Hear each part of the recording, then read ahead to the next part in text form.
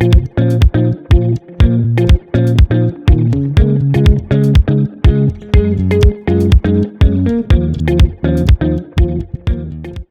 today the topic of the online training session is processing large drone project. So today what you will learn, I'll start a bit more with the collecting a drone imagery the optimal way.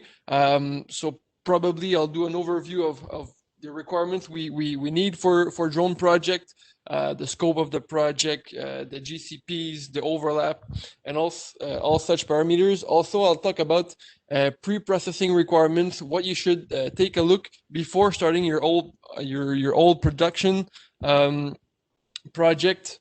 Then we'll review the three main modules of the software, so the AT part, where we can set the overall accuracy of the project. Then we'll talk about generating DSM, DTMs, and then orthomosaics, how those components can affect the overall output of your project. Finally, we'll discuss a bit about assessing the final accuracy of your project.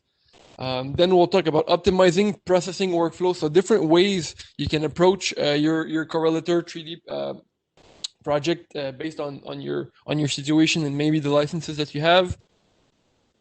So first of all, the first topic of my presentation is collecting optimal drone imagery. So as many of you may know, the imagery that you get is really the core of your project.